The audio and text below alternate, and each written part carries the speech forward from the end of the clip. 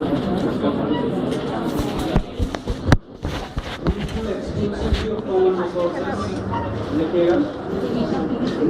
exclusivity of common resources.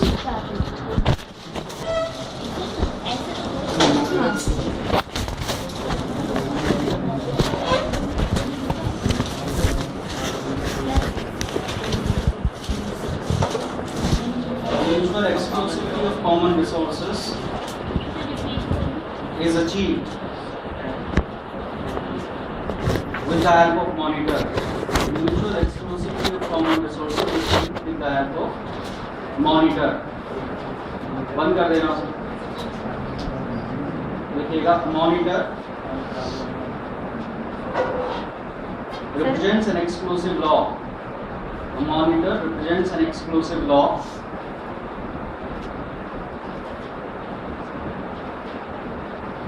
that is used by a thread.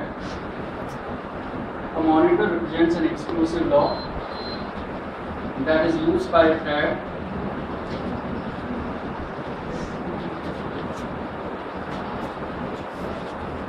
to execute its critical section. To execute its critical section.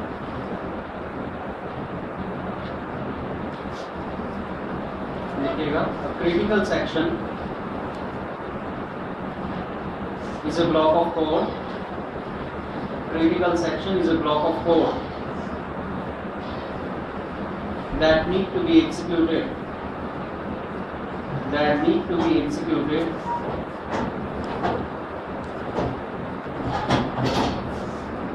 by only one thread at a time. That need to be executed by one thread at a time. Full stop के बाद लिखिएगा synchronized keyword. Synchronized keyword is used. Synchronized keyword is used to mark a block of code. Synchronized keyword is used to mark a block of code as critical section. Synchronized keyword is used to mark a block of code as critical section. अगर आपने operating system पढ़ा है तो आपने critical section का आराम से पढ़ा होगा. बंद कर दो उसे पीछे से. क्रिटिकल सेक्शन का मतलब है आपका एक ऐसा ब्लॉक जिसमें एक बार में एक प्रोसेस एंटर कर सकता है. ये आपने पढ़ा होगा ऑपरेटिंग सिस्टम में. सेम कॉन्सेप्ट यहाँ पर है. मेरे पास कोई एक ब्लॉक है, मैं चाहता हूँ एक बार में एक थ्रेड उसमें एंटर करे, यानी कि जब कोई एक थ्रेड उस ब्लॉक को एग्जीक्यूट करा रहा हो कोई दूसरा थ्रेड उसे एग्जीक्यूट ना कराए. यहाँ पर क्रिटिकल सेक्शन मार्क करने के लिए सिंक्रोनाइज्ड कीवर्ड का यूज किया जाता है. उसे हम दो तरह से यूज कर सकते हैं.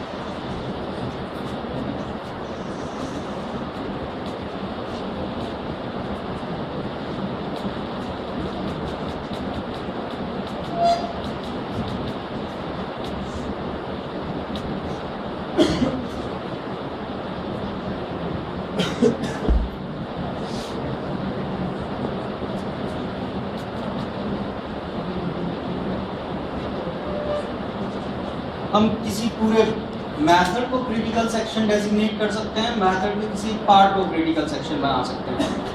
अगर पूरे मैथड को क्रिटिकल सेक्शन बनाना है तो मैथड को डिफाइन करते समय उसके साथ सिंक्रोनाइज लगा देंगे। क्रिटिकल सेक्शन का मतलब है कोई भी थ्रेड इस ब्लॉक को, इस मैथड को एग्जीक्यूट कराने से पहले जिस ऑब्जेक्ट के ऊपर ये मैथड कॉल कर रहा है उस ऑब्जेक्ट को लॉक करेगा। लॉक मिलेगा तो इस मैथड को कॉल करेगा, अदरवाइज कॉल नहीं करेगा। सेम वे में हम चाहते हैं पूरे मैथड को क्रिटिकल सेक्शन नहीं बनाएं, बल्कि मैथड के कुछ पार्ट को क्रिटिकल सेक्शन बनाएं। तो उस केस में मैथड के अंदर लिखेंगे सिंक्रोनाइज, कोई एक ऑब्जेक्ट होगा आपके पास, देन स्टेटमेंट्स। इसका मतलब, ऐसा लिखने का मतलब है आप थ्रेड को ये कह रहे हैं इस ब्लॉक को एग्जीक्यूट कराने से पहले इस ऑब्जेक्ट को लॉक करना है आपको। इस ऑब्जेक्ट के ऊपर लॉक मिलेगा तो आप इस ब्लॉक में एंटर करेंगे, नहीं तो नहीं एंटर करेंगे। जब ये ब्लॉक खत्म होगा लॉक आपका छूट जाएगा। फर्स्ट वाला दोबारा। हाँ जी, फर्स्ट फर्स्ट में पूरे मैथड को लॉक बता रहे हैं आप। इसमें पूरे मैथड को आपने क्रिटिकल सेक्शन डिक्लेयर कर दिया, इसमें मैथड के पार्ट को क्रिटिकल सेक्शन डिक्लेयर कर दिया। अलग अलग सिचुएशन में जरूरत पड़ेगी, दोनों अभी यूज करके दिखाऊंगा।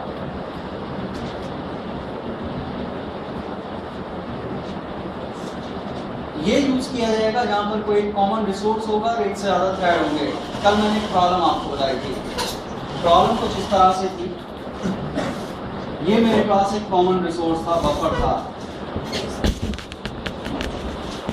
दो थ्रेड थे, नेम रीडर, मेल रीडर, दोनों इसका यूज कर रहे थे। मैं चाहता हूं जिस समय नेम रीडर यूज कर रहा हूं उस समय मेल रीडर यूज ना करे एंड वाइस वर्सा। कैसे हो सकता है? अगर हम ध्यान से देखें, नेम रीडर इसके ऊपर एक मेथड कॉल कर रहा था रीड डेटा, मेल रीडर भी इसके ऊपर एक मेथड कॉल कर रहा था रीड डेटा। और रीड डेटा मेथड के अंदर जाकर उसे कीबोर्ड से इनपुट रिसीव करनी थी, यानी कि रीड डेटा मेथड के अंदर जाके थ्रेड सस्पेंड हो रहा था। तो जैसे ही ये सस्पेंड हो रहा था दूसरा थ्रेड चल जा रहा था। हम चाहते हैं कि अगर ये थ्रेड इस ऑब्जेक्ट के साथ काम करते समय सस्पेंड हो जाए तो दूसरा थ्रेड इस ऑब्जेक्ट का यूज ना करे, दूसरा अपना उसे कोई काम करना है तो वो करेगा। उसके लिए क्या किया जा सकता है? अगर ये थ्रेड इसे पहले लॉक कर ले तब अपना काम करे। अगर बीच में सस्पेंड होगा तो लॉक लेके सस्पेंड होगा, लॉक इसे अवेलेबल नहीं होगा। लॉक होगा एक्सक्लूसिव। डेटाबेस में आपने पढ़ा होगा दो तरह के लॉक होते हैं, read only lock and exclusive lock, shared and exclusive. Shared का मतलब है एक से ज्यादा पार्टी को लॉक एक साथ दिया जा सकता है, उस केस में वो रीड कर सकते हैं वैल्यू। एक्सक्लूसिव का मतलब है एक बार में एक पार्टी को लॉक दिया जाएगा, जिस पार्टी के पास है वो वैल्यू रीड भी कर सकती है, वैल्यू चेंज भी कर सकती है। ठीक है, तो यहाँ पर लॉकिंग के लिए अलग से कोई इंस्ट्रक्शन नहीं यूज करनी है आपको, सिंपल सिंक्रोनाइज कीवर्ड का यूज करना है। यहाँ मैं पहले रीड डेटा मेथड को लॉक करूंगा, सिंक्रोनाइज बनाऊंगा। उससे क्या होगा, जब इसे मेथड कॉल करना होगा रीड डेटा, तो ये पहले ऑब्जेक्ट को लॉक करेगा तब सस्पेंड होगा। जब ये रिज्यूम होगा तो इसे भी रीड डेटा मेथड कॉल करना है। इसे पता है रीड डेटा मेथड कैसा है? सिंक्रोनाइज, यानी कि लॉक की जरूरत पड़ेगी। लॉक किसके पास है अभी? नेम रीडर के पास। तो जब तक ये अपना काम खत्म नहीं करेगा ये इसके ऊपर लॉक ऑब्टेन नहीं कर पाएगा, तो एक बार में एक थ्रेड यूज करेगा। सॉर्ट आउट करने की कोशिश करते हैं एक बार प्रॉब्लम को।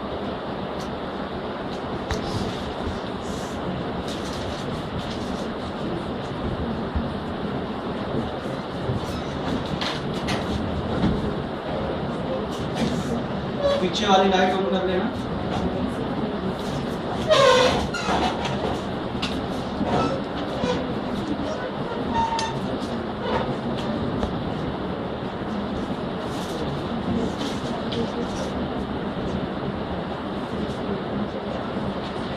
ये बंद कर।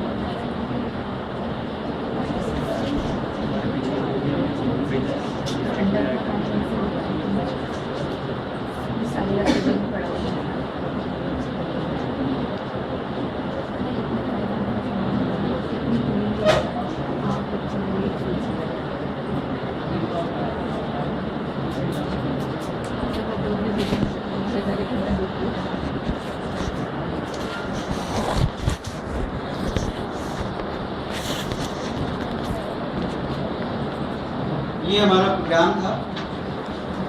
यहाँ पर हमारे पास एक मेथड है रीड डेटा। ये दो थ्रेड है हमारे पास, name reader and mail reader, दोनों रीड डेटा मेथड कॉल करते हैं। पहले मैंने क्या किया, इस मेथड को सिंक्रोनाइज बना दिया।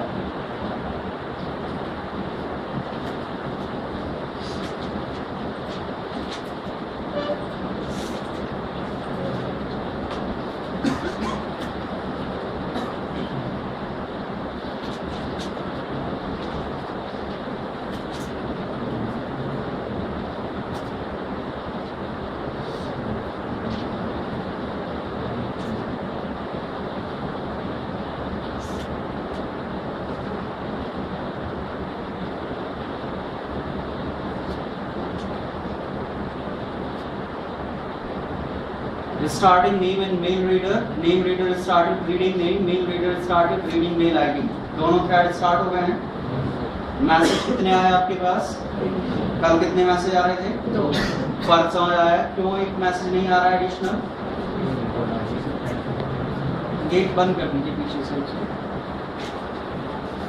यहाँ पर इस समय अगर हम बात करें तो नेम रीडर ने मैथड कॉल किया रीड डेटा।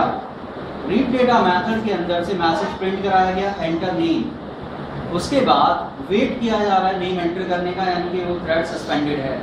जब ये थ्रेड सस्पेंड हुआ, यहाँ से ये थ्रेड चला। अब इसे भी रीड डेटा मेथड कॉल करना है सेम ऑब्जेक्ट के पास। ऑब्जेक्ट के ऊपर लॉक लेके रखा हुआ है पहले वाले थ्रेड ने, वो लॉक इसे अवेलेबल नहीं होगा, इसलिए वो वेट कर रहा है। इस समय दोनों थ्रेड वेटिंग स्टेट में है। एक थ्रेड वेट कर रहा है इनपुट की, दूसरा थ्रेड वेट कर रहा है लॉक की। मैंने यहाँ से कोई इनपुट दी, जैसे इसकी इनपुट खत्म हुई लॉक छूट गया। लॉक छूट गया तो दूसरे थ्रेड को मौका मिला, उसने अपना मेथड कॉल कर दिया। मैसेज प्रिंट हुआ एंटर मेल आईडी। उसके बाद इसने वेट किया इनपुट का, जैसे ही इसने वेट किया ये सस्पेंड हो गया। दूसरे थ्रेड को मौका मिल गया अपना मैसेज प्रिंट कराने का, उसने मैसेज प्रिंट कराया वो खत्म हो गया। आपको आउटपुट अभी अजीब सी दिखाई दी, एंटर मेल आईडी के बाद तुरंत आ गया हेलो नीरज। अब मैंने मेल आईडी एंटर करी, दो चीजों के लिए वेट किया गया लेकिन आउटपुट प्रॉपर नहीं है। कारण है, अगर मैं यहाँ से देखूं इस प्रोग्राम के पॉइंट ऑफ व्यू से, रन मेथड के पॉइंट ऑफ व्यू से बात करें तो रन मेथड में 3 स्टेटमेंट हैं। ऑब्जेक्ट को हम लॉक कर रहे हैं केवल इस स्टेटमेंट के एग्जीक्यूशन के लिए। जैसे ही ये स्टेटमेंट खत्म होता है लॉक छूट जाता है, तो दूसरा थ्रेड इस स्टेटमेंट के एग्जीक्यूशन से पहले अपना काम कर सकता है। मैं चाहता हूँ नाम रीड करके पहले नाम डिस्प्ले हो तब आगे का काम खत्म हो। क्या किया जाना चाहिए? लॉक लेना चाहिए इन 2 स्टेटमेंट के लिए। अभी तक मैं लॉक कर रहा था पूरे मेथड को, अब मुझे क्या करना पड़ेगा? लॉक करना पड़ेगा ब्लॉक के लिए। तो यहाँ पर सिंक्रोनाइज में हटा देता हूँ। ये वाला जो यूसेज है ये इससे आगे वाले एग्जाम्पल में दिखाया जाएगा। अब मैंने यहाँ पर सिंक्रोनाइज किस ऑब्जेक्ट को लॉक करना है?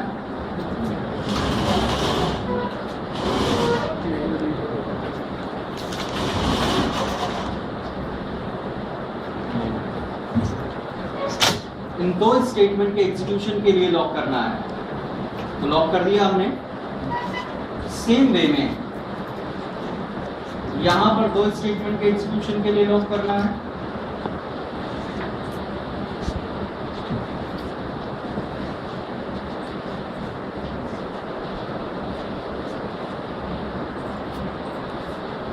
समझ आई इतनी बात? अब देखते हैं दोबारा से।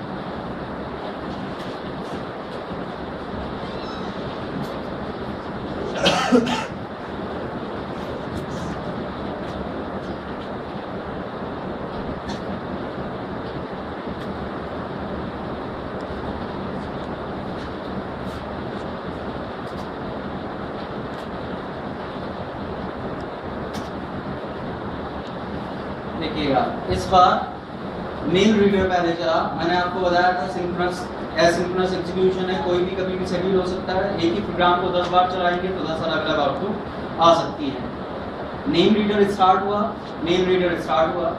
मेल रीडर ने पहले अपना मैसेज प्रिंट किया, मैंने यहाँ पर मेल आईडी डाली। पहले उसने अपना मैसेज पूरा प्रिंट किया, your registration shall be sent on this. अब आया एंटर नहीं। समझ आई बात कुछ? इस बार लॉग कितने स्टेटमेंट के लिए है? ये चीज आप कर सकते हैं दोनों थ्रेड में। फिर आपसे बात करते हैं, टॉपिक खत्म नहीं हुआ है, बंद कर लेना पीछे से।